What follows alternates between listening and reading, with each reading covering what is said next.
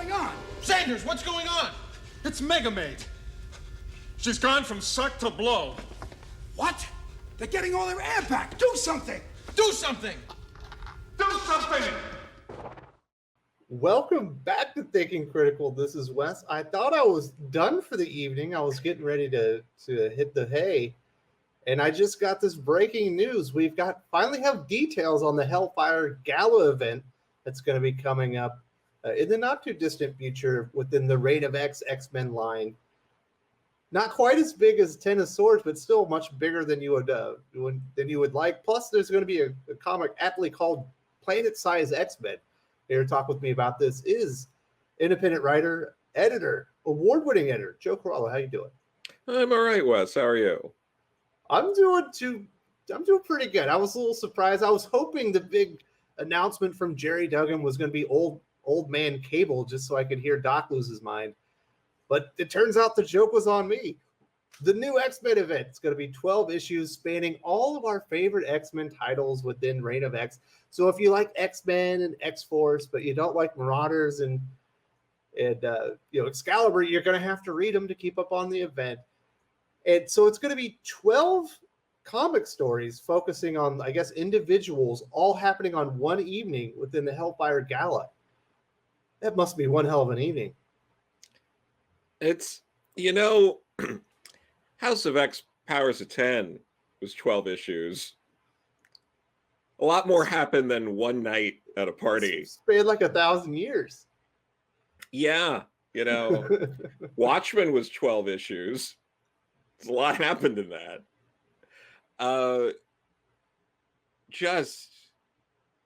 What are you doing?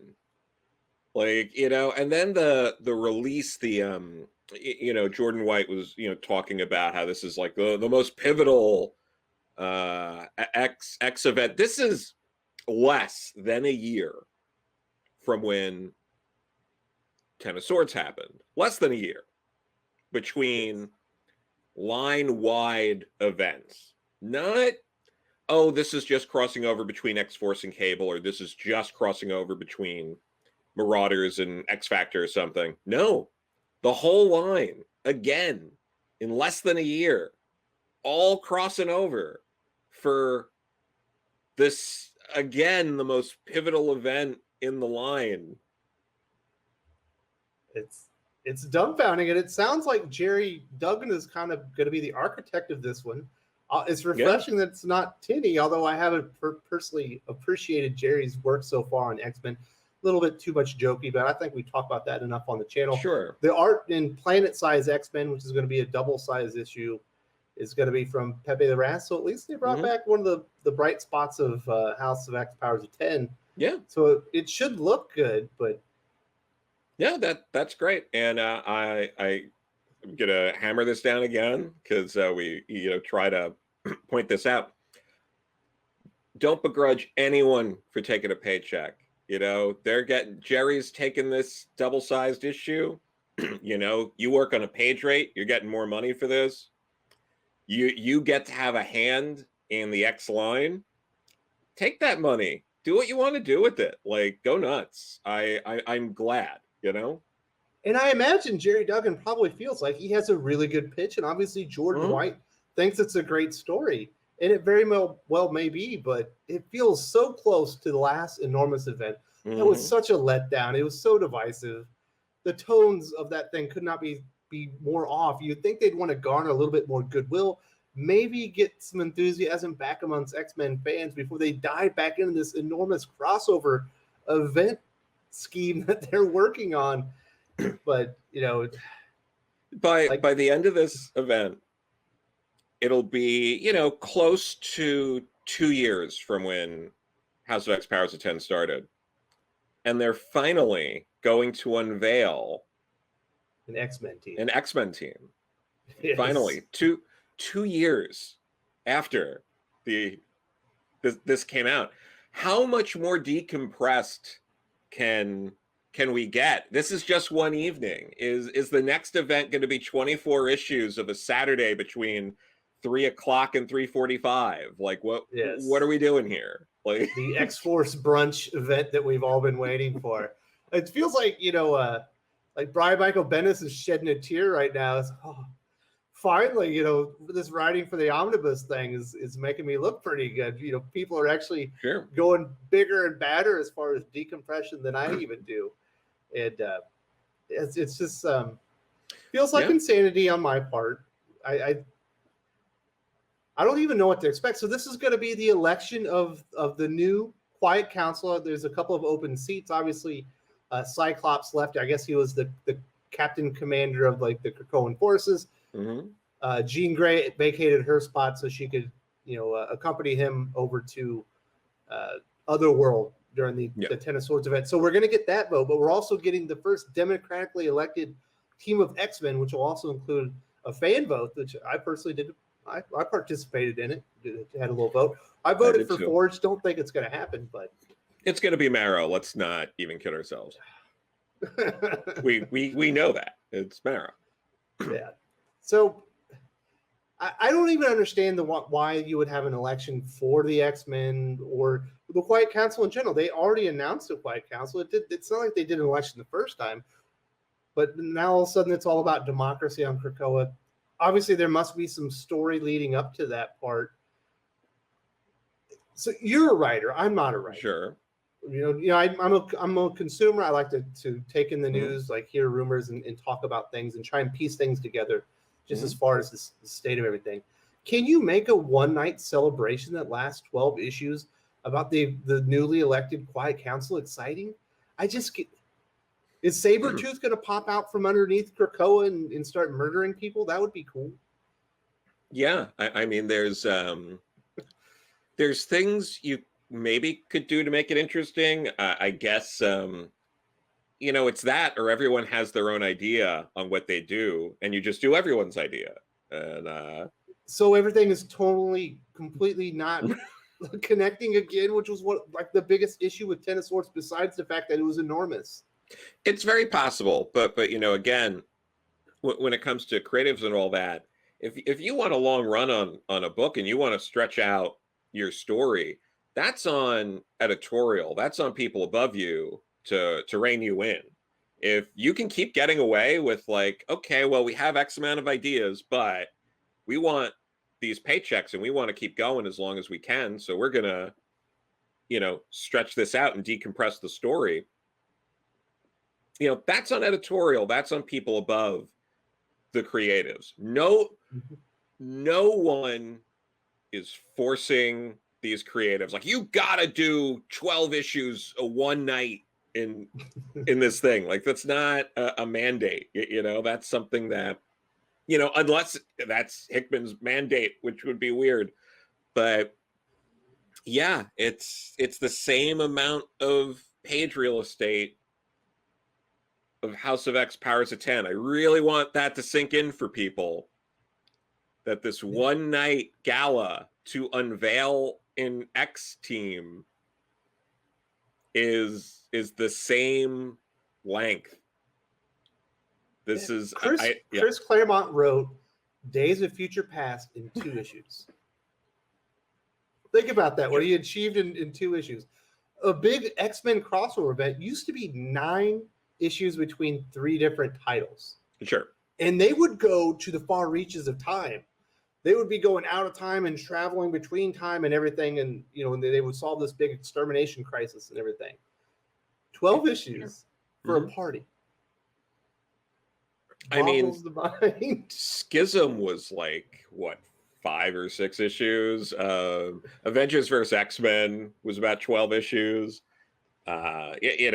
Messiah Complex, Second Coming are comparable in length to something like this, and a lot more happens than just like an evening gala. There's no the other thing here too, which again I think goes to some of the critiques, is I'm reading this now.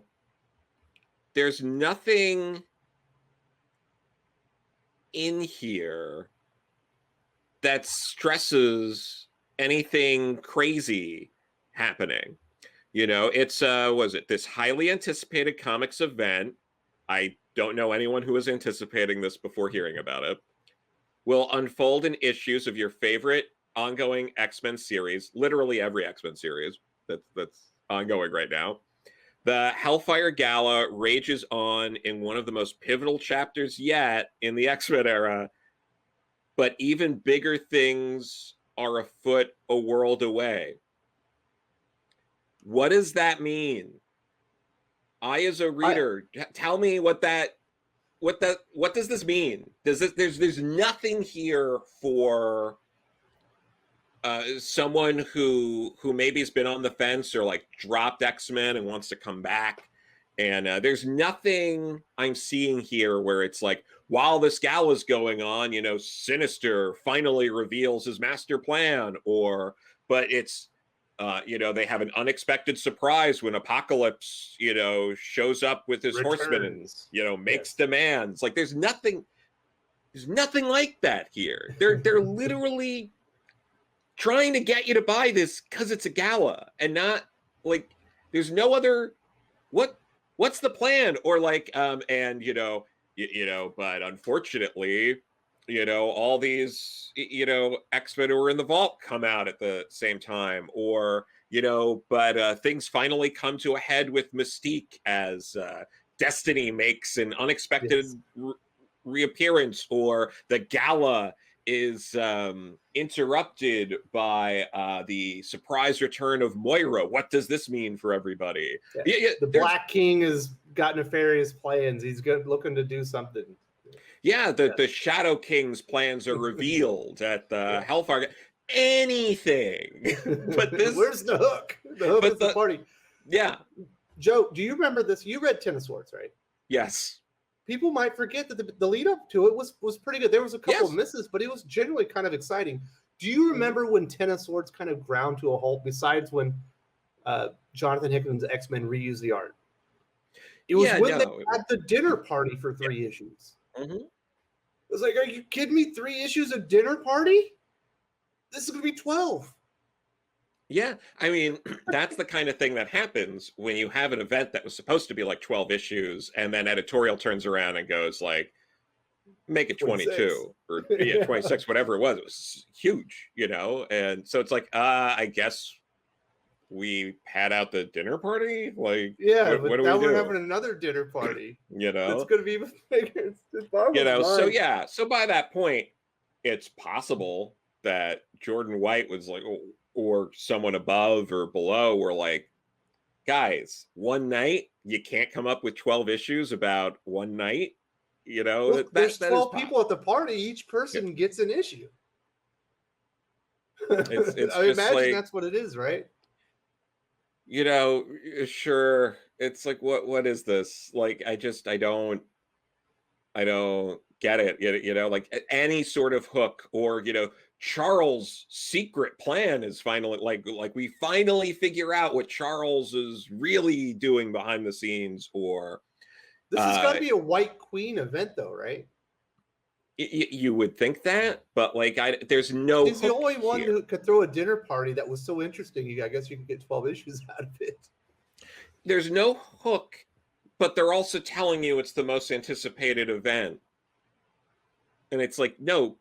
Don't tell me it's the most anticipated event. Just say, like, in, the next exciting chapter of the X-Men, they gather for, the Hellfire Gala and, some uninvited guests crash the party. Like, anything like that.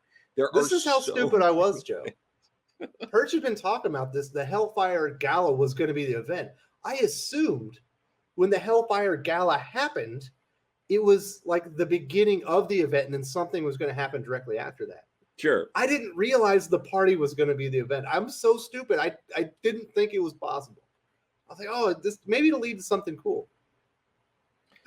I mean, like, I'm a sucker. Look, and this is for everyone listening, because no matter what, whenever we do one of these things, there will be people who say, we're horrible hacks. We haven't even read it yet. We're terrible people for not loving everything before we read it. Stop it, guys. Just read the comic. We're making it clear that the way this is advertised is not, made for new readers. This is not to get lapsed readers back in.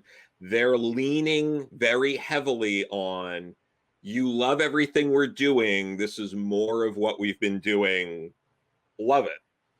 And this is not disparaging the writers, the artists for, working on this at all. I know people working on this, and, it's cool. I'm glad they're getting paid. I'm glad they're doing this. People above that, like marketing, which is, off to the side, like, it's also marketing's job to get me to want to read this book. You have to, like, give me a good pitch. Tell me something exciting that's going to happen in this gala. For all we know, it's literally just a dinner party. It could be the Red Wedding. Yeah. And then that would be exciting. That would be crazy. And you can do it in a way where, you don't unveil the whole thing, but you could say, like, a bunch of, uninvited guests show up, and things, things come to a head when a big fight breaks out.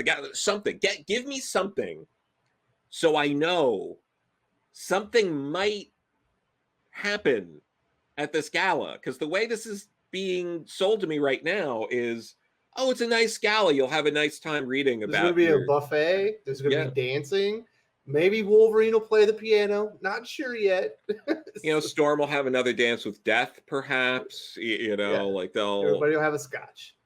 Everyone's going to be drinking like wine, and then Wolverine will have like a can of beer, and then there's going to be about 3 pages of someone. He's crude and he's not made for a party like this. It's a joke. Like Wolverine, is that a clip-on tie? It's gonna be, it's like, is this what we got to deal with? Is Professor X gonna be walking around in a nice suit with the big giant thing on his head? Fishbowl head. Is Magneto gonna be walking around in like a black and white suit? Magneto suit that's going to be done as if it was a tuxedo. Like, what are we doing here? I don't know. So that's the news, Joe. I'm skeptical that this will be good, especially after what we saw at Ten of Swords. It's just totally, it was all over the place. It did not feel like a cohesive event. Sure. This doesn't sound exciting. 12 stories from a dinner party. That's not even a Netflix pitch. No, but I am more than willing to completely change my mind instantly if we get more information and we get updated marketing where it's like, oh, Sinister's master plan is unveiled and there's a Sentinel invasion of Krakoa, or like something. Like, if things like that start coming out, then it's like, okay, cool. Like, let me see what's going on here. But you got to give me something. I'm not, this isn't the kind of news that makes me, think people are going to rush and pre-order an issue of X-Men. Like, okay, like what's happening? Like, is Sword going to have like a Zoom meeting of the gala, and that's why we need a Sword issue? Because they're all going to be drinking and hanging out while they're on the ship, and they have to just, teleconference in. So I get why that needs its own issue, but some of these others, like, we shall see. Obviously, the devil is in the details. They didn't give much here, but they certainly didn't hook you. It seems pretty boring just from what they presented so far. But obviously, there will be more to come. But that is the latest. The big event from X-Men this year, this summer, is the Hellfire Gala. We're getting, it sounds like 11 issues within Reign of X, and then we're getting a planet-sized X-Men from Gerry Duggan and Pepe Larraz. Joe, was there anything else you need to say before we wrap this up? They are reprinting all the Inferno stuff, so it looks like there may be something Inferno related. Don't be surprised if, Madeline Pryor crashes the gala and something like that happens, or that this is all a lead-in 2, like a Referno Redux or Inferno Redux kind of event. That'll be the fall event. This is going to be the summer Winter event, and then we'll have the fall event, which will lead into a winter event, which will lead into the second winter event. That seems like where it's going, but keep an eye out because they are reissuing a lot of the Inferno stuff. So don't be shocked if Madeline Pryor shows up demanding her due at this gala.